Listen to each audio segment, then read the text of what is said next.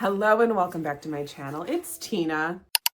And today I'm talking about my February book mail. I have a bin here with the physical books that I received, and this bin is my attempt to become more organized because I swear to you, a book comes into my home, I'm excited about it, and then I immediately file it away and it goes into the abyss. So this is my goal. This bin is what I'm going to be putting all of my book mail in so that I can keep track of it. So I can continue to tell you about my physical book mail in a way that makes sense, because right now I'm like, have I talked about this before? Unclear. The first one I'm going to share is just staring me in the face, and this is Bill Gates's memoir. I love the box that it came in. I know that sounds like a really odd thing to say, but the box was freaky. I was like, what on earth is this? I'll actually show it to you.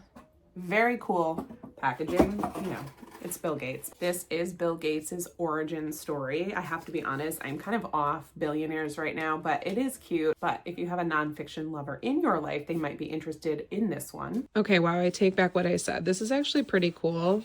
This is his little, it's like a Scantron about what it is and why he wrote it. But then I opened it and look, he has signed it. And I thought, okay, is this a real signature or is it just like a print on? And it's literally, this is his signature because it bled through. Super cool. So thank you, Knopf, for sending this over. That's really neat. This one's out now. Another nonfiction pick. I think somebody knew that I needed this because it is Happy Healthy ADHD by Lisa D. And she is the creator of Happy Healthy ADHD online. I assume that's an Instagram account. I don't know this person. I guess she's a health and fitness coach based in London. Happy Healthy ADHD is an online platform that's supposed to help women with ADHD build healthy habits and improve their self-image. So I'm very interested to know. I'm looking in the back quickly and I see there are a lot of references, which I always need in my self-help / nonfiction self-improvement books. Give me a source, cite your sources. And I don't know, we'll see. It talks about simplifying your relationship with food, moving more, about how hard it is to start something, and visualization. So I think this one could be for me. Another one that is definitely for me is from Minotaur Books. This is Parents Weekend by Alex Findlay. There is nothing more that I love than college kids behaving badly, who come back together as adults for a reckoning. And this is sort of a take on that. In Parents Weekend, what you've got is a parents' weekend at university, and a group of parents come to visit their children. And they're excited. The school is in Northern California. 5 families gather for a night of dinner and cocktails on the opening weekend. Parents stay out all night, way past their bedtimes. And I guess the 5 kids never show up the next day.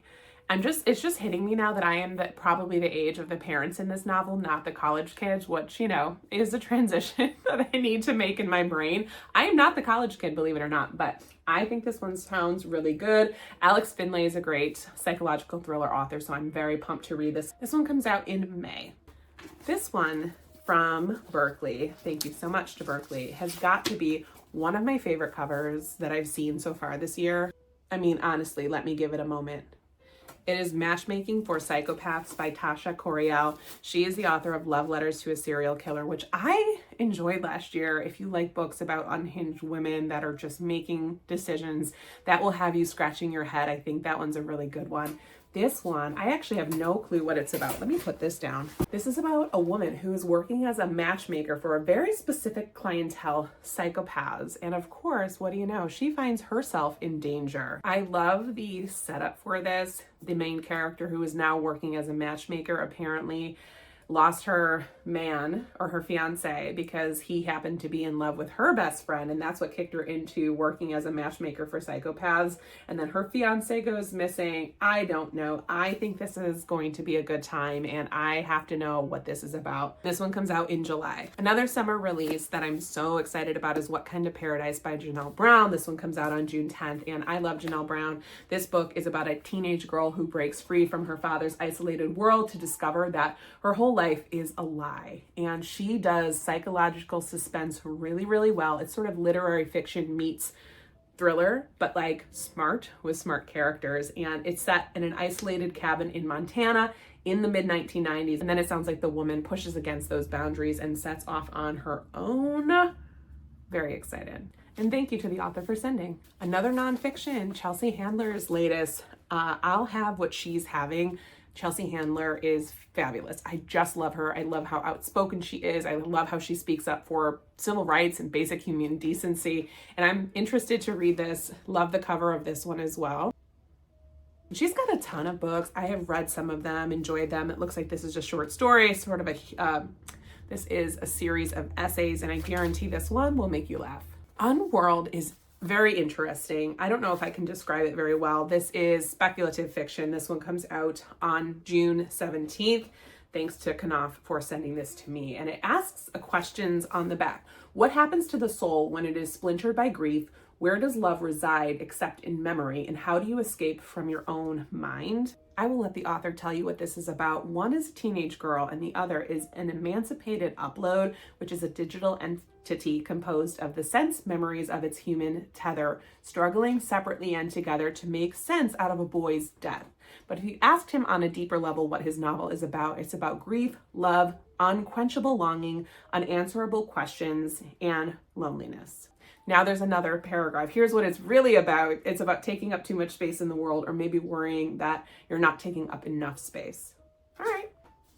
Blackwood's Blue Sky by Iwan Ivey, and they are the author of The Snow Child. I've heard this one getting a little bit of mixed reviews, but I still might try it. It is set in a mythical landscape of Alaska, and it's a dark fairy tale that asks the question, can love save us from them ourselves? It is about Birdie, who is a mother. She is barely holding things together, and she is a waitress at an Alaskan roadside lodge. Then she meets somebody who only appears in town at the change of seasons, and she decides to basically go with them. They're living just the three of them in the woods. And then she discovers that Arthur is something much more mysterious and dangerous than she could have ever imagined. I heard that this is sort of a Beauty and the Beast retelling, so if that's your jam, maybe pick this one up. The Californians is a recent release. This one just came out from Mariner Books, and it's a multi-character, time-leaping, sea to shining sea dissection of art, wealth, and the American dream. Ooh, the comps for this one are The Candy House and North Woods, and this is a daring novel that spans 100 years of American exceptionalism, from the early days of cinema to the rise of cryptocurrency, about parents and children, the drive to create even in times of crisis, and the inheritance of grand Western dreams. So if you are a person that enjoys history, if you are a person that has fascination with California, this could be one for you. I just found a few more that I had forgotten about. This is the most disgusting cover I've ever seen. I'm not kidding. I won't even be able to look at the screen. It's called The Cut by C.J. Dodson. And honest to God, it's so creepy. This is supernatural horror set in a mysterious hotel. A woman fleeing her abusive ex finds herself running from more than just her past. Will I read it? Yes.